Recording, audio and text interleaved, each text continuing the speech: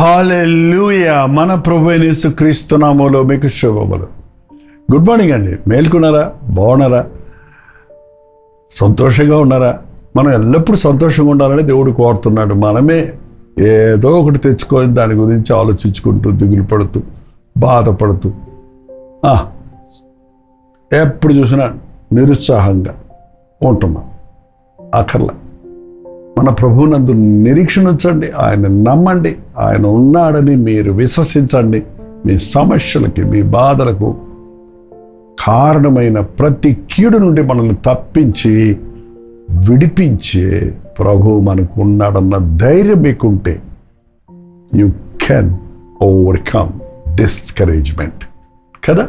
అందుకే ప్రార్థన, ఆయన మాటలు, వాక్యం అవసరం. రెండవ చిన్న ప్రార్థన. పరిశుద్ధుడా, నీకు వందనములు.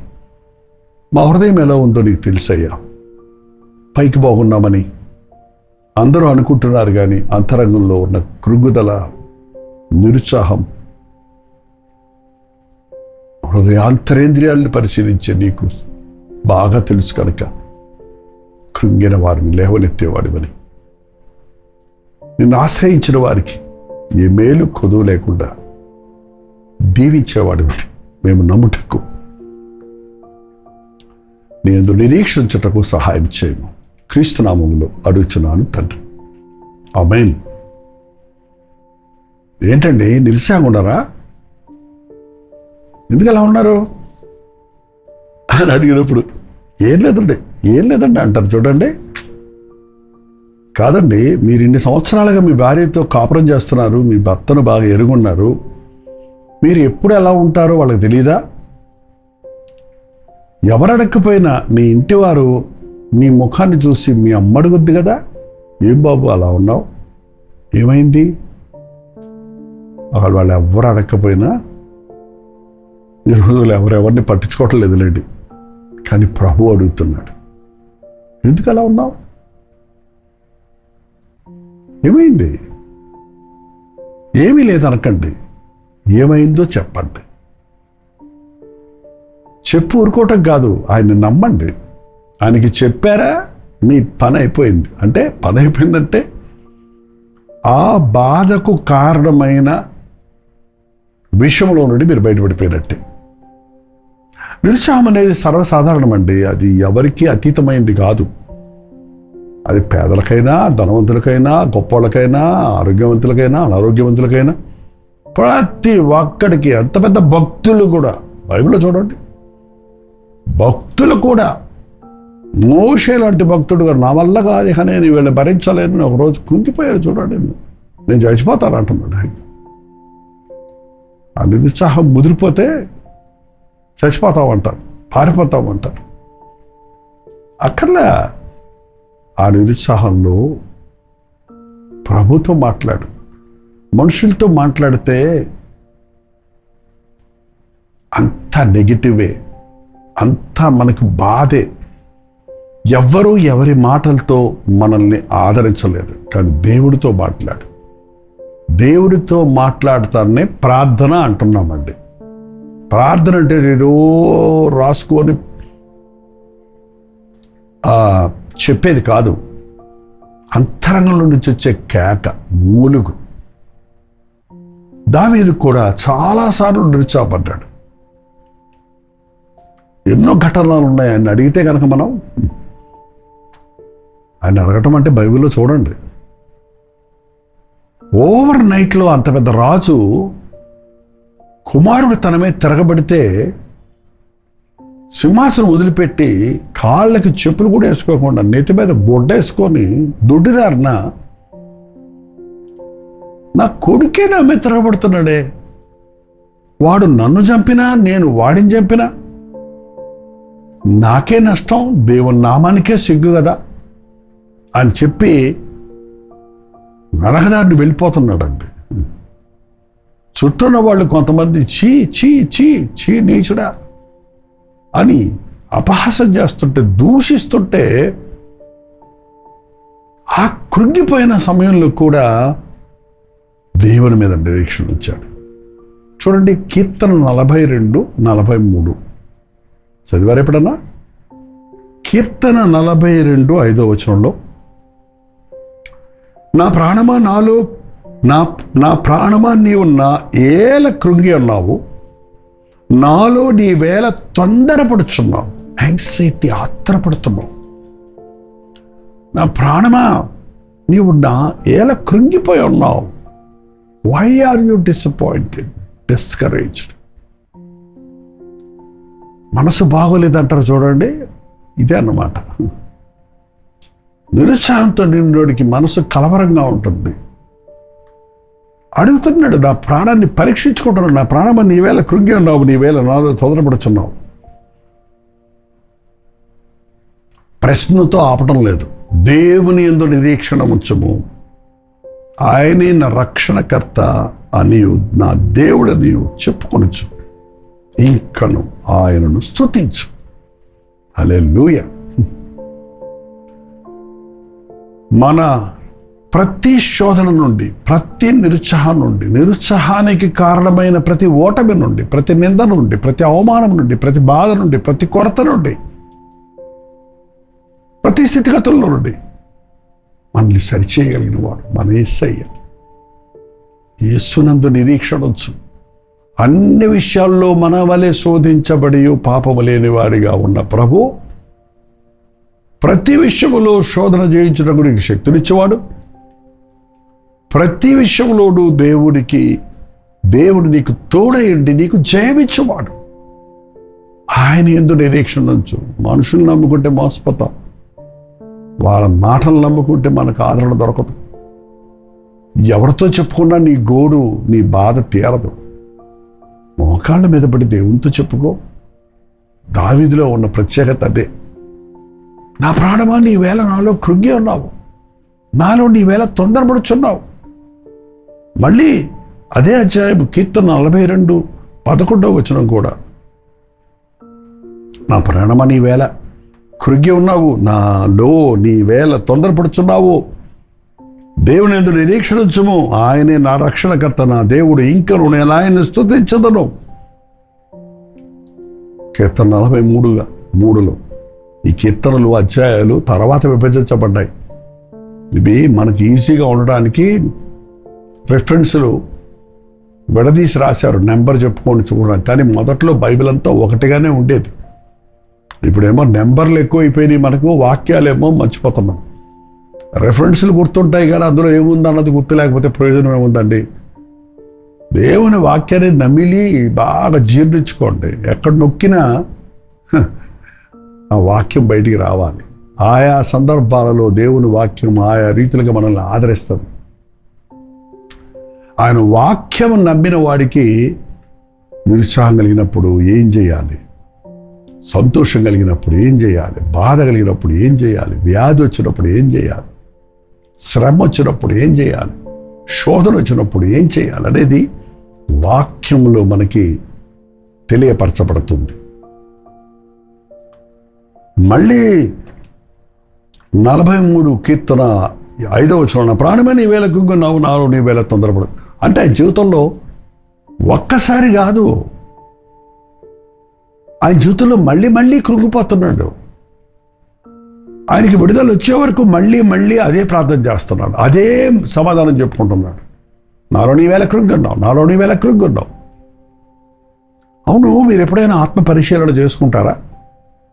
మీ మనసు బాగోనప్పుడు ఎందుకు నా మనసు ఇలా అయింది, ఎప్పటి నుంచి అయింది, ఎన్ని రోజుల నుంచి ఎలా ఉన్నాను, ఏం జరిగిన తర్వాత ఇలా అయిపోయాను అని ఒక్కసారి మీరు ఆత్మ పరిశీలన చేసుకుంటే మీ బలహీనత మీకు తెలిసిపోద్ది. ఆ రోజు అక్కడ వ్యర్థంగా మాట్లాడినప్పటి నుంచి నా మనసు పాడైంది కదా, ఆ రోజు అబద్ధం చెప్పినప్పటి నుంచి కదా నాలో ఒక పోరాటం కలుగుతుంది కదా, ఆ రోజు నా పక్కోళ్ళని చూసి నేను అసూయ పడ్డప్పటి నుండి నా మనసులో ఒకలాంటి దిగులు, బాధ. నాకు లేదే, వాళ్ళకుందే నాకు లేదే అని కలవరం వచ్చింది కదా. అవును, ఎప్పటి నుంచి? నా భర్తతో జగడమాడినప్పటి నుంచి కదా, నా భార్యను దూషించినప్పటి నుంచి కదా, నేను ఈ మోసం చేసినప్పటి నుంచి కదా నా బతుకు పాడైంది, నా మనసు పాడైంది. నాలో ఒకలాంటి భయం వచ్చింది, కంగారు వచ్చింది. నాకు తెలుసు నా ఓటమి కారణం నేనేనని. ఓడిపోయాననే బాధ కంటే అయ్యో నా చేతులారా నన్నే నేను నాశనం చేసుకునే బాధ నేను కృంగదీసేస్తుంది. దావీదు కుమారుడు తిరగబడ్డారన్న బాధ కంటే తన జీవితం వల్లనే తన కుమారుడు అట్లా అయ్యాడనే బాధ అతన్ని కృంగదీసేసింది. నా వలనే కదా నా బిడ్డలు పాడైపోయారు. నీవు చేసిన పాపాన్ని బట్టి అవి నీ కుమారుల మీదకి వస్తుంది. ప్రభు చెప్పిన మాట అక్కడ నెరవేరుతుంది. తను చేసిన తప్పులన్నీ తన కుమారులు తన కన్నుల ముందు చేస్తుంటే కృంగిపోతున్నాడు. కృంగిపోయినప్పటికీ ప్రభువు మీద తన భారం వేశాడు. ప్రభువునందు ఆనందించాడు. తిట్టనే అయ్యా, దూషించనే అయ్యా. దాని పక్కన వీడు ఎవడు నిన్ను దూషించడానికి, నువ్వు అను వాళ్ళ వంత చూస్తామంటే పోలే అయ్యా, తిట్టనే అయ్యా, చీ నీచుడా అన్నాయి, చీ వ్యభిచారి అని, చీ ద్రోహి అన్నాయి, చీ నరహంత కూడా అనని. నిజమే కదా, నా జీవితంలో పాపానికి చోటిచ్చాను కదా. తిట్టని దేవుడు అనుమతించకుండా ఎవడు నన్ను తిట్టలేడు, అది ఆయన ఉద్దేశం. దేవుడు అనుమతించకుండా నాకు ఎవ్వడు ఏ కీడు చెయ్యలేడు. దేవుడు నా తప్పు నేను తెలుసుకోవడానికి నేను ఆ స్థితిలో నుంచి నన్ను నడిపిస్తున్నాడు. ఈ నిందల అవమానాల్లో నన్ను నేను తగ్గించుకోవడానికి నాకు సహాయపడుతున్నాడు. నేను పశ్చాత్తాపడటానికి ప్రభువు నాకు అవకాశం ఇస్తున్నాడు అని గ్రహించిన దావీదు దేవుని మీదనే నిరీక్షణ పెట్టాడు. నువ్వు కొట్టినా తిట్టినా నీ దగ్గరికి వస్తానయ్యా, నువ్వేమన్నా చేసుకో. నేను మనుషుల చేతుల్లో పడటం కంటే నీ చేతుల్లో పడటమే నాకు మేలు. ఎందుకంటే నీ చేతులు గాయాలు చేసినా సరే మళ్ళీ నువ్వే ఆ గాయాలన్నీ కడతావు. నన్ను బాధ పెడితే నాకు రెండంతలు సంతోషం ఇస్తావు. ఎత్తుకొని చాకన వేసుకొని ఊరుకోబెడతాం. అంతే కదా, మరి పిల్లలు తప్పు చేస్తారండి దెబ్బలేస్తాం. మరి పొయ్యో అనగానే ఏం చేస్తున్నాం? ఎత్తుకున్నాం నన్ను పొందలే మళ్ళీ ముద్దు ఆడుతున్నాం కదా. ప్రభు అంతే, తల్లిదండ్రుల కంటే ప్రేమించేవాడు, మనల్ని ఎరిగినవాడు. మన తప్పు మనం గ్రహించుకుంటే చాలండి, అదే ఆశిస్తున్నాడు దేవుడు. మన పాపములు మనం ఒప్పుకొనిన ఎడల నమ్మదగిన వాడు నీతిమంతుడు కనుక మన సకల దుర్నీతి నుండి మనల్ని ఆయన పవిత్రంగా చేస్తాడు. ఆ పాపం వలన వచ్చిన ప్రతి నిరుత్సాహం నుండి, కృంగుదల నుండి, శాపము నుండి, ఆ పర్యవేక్షణాల నుండి మనల్ని విడిపిస్తాడు. శోధన లేకుండా ప్రభు చేయడు. కానీ శోధనల నుండి నువ్వు బయటపడినప్పుడు నువ్వు మంచి సువర్ణం వలె అవ్వాలని, మరింత పర్ఫెక్ట్గా ఉండాలని, పరిపూర్ణం అవ్వాలని, నీ స్టామినా పెరగాలంటే నువ్వు కష్టపడాలి, నువ్వు శ్రమపడాలి. నీ విశ్వాసం వృద్ధి చెందాలంటే శోధనలో నుంచి వెళ్ళాలి. నీకు విశ్వాసాభివృద్ధి కలగాలంటే క్లిష్టమైన పరిస్థితుల్లో కూడా దేవుడు నాకు సాయం చేస్తాడనే నమ్మిక నీకు ఉండాలి. ఎప్పుడైనా సరే గుర్తుపెట్టుకోండి, ఎటువంటి నిందలు వచ్చినా, అవమానాలు వచ్చినా, బాధలు వచ్చినా, అవి నీ తప్పు వల్ల వచ్చినా, మరొకరి వల్ల వచ్చినా, అనవసరంగా వచ్చినా, అన్యాయంగా వచ్చినా, నీ తప్పు ఫలితాన్ని నువ్వు అనుభవిస్తున్నా దాన్ని కృంగిపోతూ కూర్చోవద్దు. ప్రభు దగ్గర మొరపెట్టు, ఆయన యందు నిరీక్షణ ఉంచు, ఆయన స్తుతించు. ఆయన అద్భుతాలు నీ జీవితంలో జరిగిస్తాడు. ప్రార్థన చేసుకుందామా? పరిశుద్ధుల నీకు వందనములయ్యా. ఈరోజు ఎవరు ఏ నిరుత్సాహంతో ఉన్నారో నీకు తెలుసయ్యా. ఏ విషయమై కృంగిపోయి ఉన్నారో నీకు తెలుసయ్యా. ఏ భయం మమ్మల్ని పట్టి పీడిస్తుందో తెలుసయ్యా. నేటి ప్రపంచ పరిస్థితులు, దేశ పరిస్థితులు భయాందోళనగా ఉండగా నా సంపాదన చాలదని, అప్పులు తీరలేదనని, అపనిందలు కలిగాయనని, బిడల భవిష్యత్ ఏంటోనని రకరకాల ఇబ్బందులతో బాధపడుతున్న వారిని ఒక్కసారి సమయంలో చూడు నాయన. కృంగిన వారిని లేవనెత్తేవాడివని, పడిన వారిని లేవనెత్తేవాడివని, మేము విశ్వసించి నిన్ను ఇంకా స్తుతించుటకు, నీ యొద్దకే వచ్చుటకు, నీకే మొరపెట్టుకున్నటకు, ఆ బాధను నీకు చెప్పుకొని విడిపించబడినట్లుగా పరిశుద్ధాత్మని ప్రేరేపణలు పొందుటకు మా ఒక్కొక్కరికి నీ సహాయం చేయమని క్రీస్తు నామములో అడుగుచున్నాను తండ్రి. ఆమేన్. మన తండ్రి అయిన దేవుని యొక్క ప్రేమయు, కుమారుడైన క్రీస్తు యొక్క కృపయు, ఆదరణకర్త అయిన పరిశుద్ధాత్మ యొక్క సహవాసమును కూడి వచ్చిన మనందరికీ ఇప్పుడును సదాకాలము తోడయుండునుగాక. ఆమేన్. దేవుని స్తోత్రం. ప్రార్థన సతుల భారాలు 9540 నెంబర్కి, మీరు ఇతర దేశాల్లో ఉంటే 9100101000 నెంబర్కి టెక్స్ట్ లేక వాయిస్ మెసేజ్ ద్వారా వాట్సాప్ పెట్టండి. మిమ్మల్ని ధైర్యపరచడానికి, మిమ్మల్ని బలపరచడానికి దేవుని మాటలు రోజు మీకు అందిస్తున్నాం. మీరు ఏ బాధలో ఉన్నారో, మీ అవసరం ఏంటో నాకేం తెలుస్తుంది, నేను ఇక్కడ కూర్చొని ఉన్నా. కానీ మన ప్రభు మన హృదయాంతరేంద్రియాలు ఎరిగిన వాడు కనుక, ఏ రోజుకి ఆ రోజు మన హృదయ అవసరతలు తీర్చగలిగిన వాడు ఉన్నాడు కనుక, క్రమం తప్పకుండా దేవుని వాక్యాన్ని ఆలకించండి, ధ్యానించండి, హృదయానికి అనునయించుకోండి. జీవితంలో రూపాంతర అనుభవాన్ని పొంది దినదినము దేవునికి దగ్గరగా చేరండి.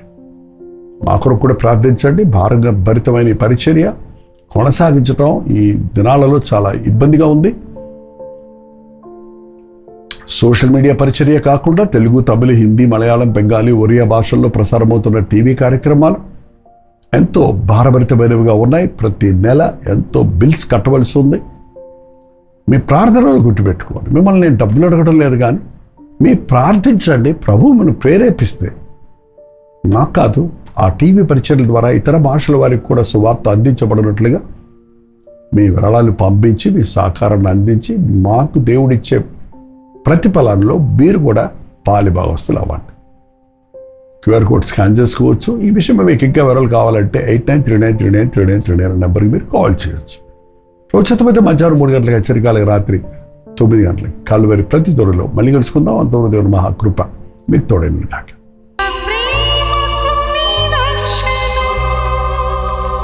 తెలుగు, తమిళ, హిందీ, మలయాళం, బెంగాలీ, ఒరియా అనే 6 భాషల్లో టెలివిజన్ ప్రోగ్రామ్స్ కొనసాగుతూనే ఉన్నాయి.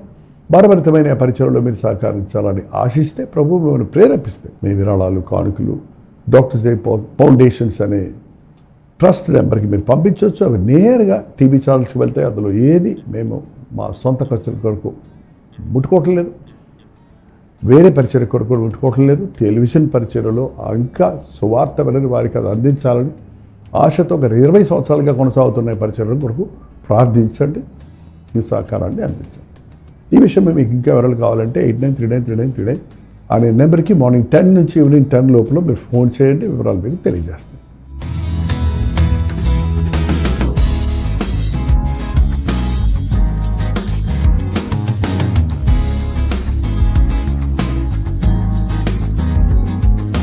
హల్లెలూయా. బెంగళూరు పరిసర ప్రాంతాల్లో ఉన్న వారికి శుభవార్త.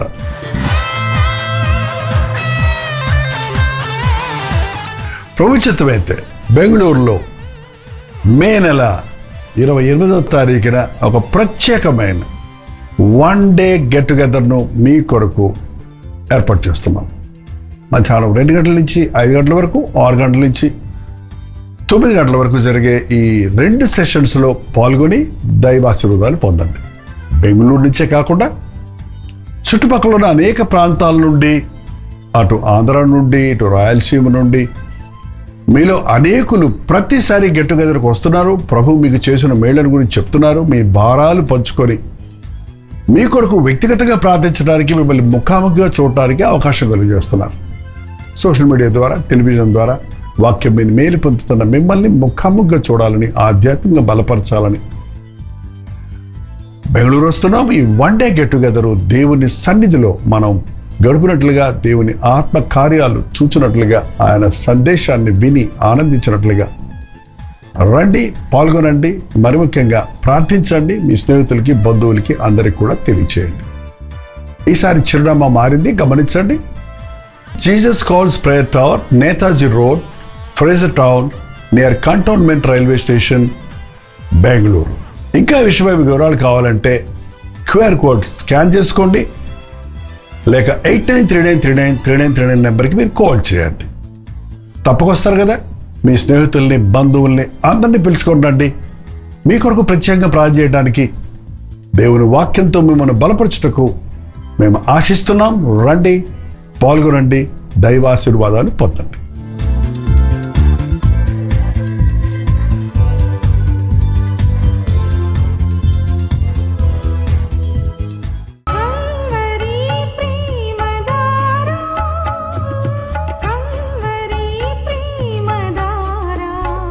కల్వరి ప్రేమధార అనే మా ద్విమాస పత్రికను ఈ మధ్య త్రైమాస పత్రిక అంటే 3 నెలలకి ఒక్కసారి మాత్రమే ప్రింట్ చేయగలుగుతున్నాం. మరి గత 40 సంవత్సరాల పైబడి కొనసాగుతున్న ఈ పత్రికను ఆపు చేయటం ఇష్టం లేక దీన్ని త్రైమాస పత్రికగా మార్చున్నాం. మీరు కల్వరి ప్రేమధార పత్రికను చదువుతున్నారా?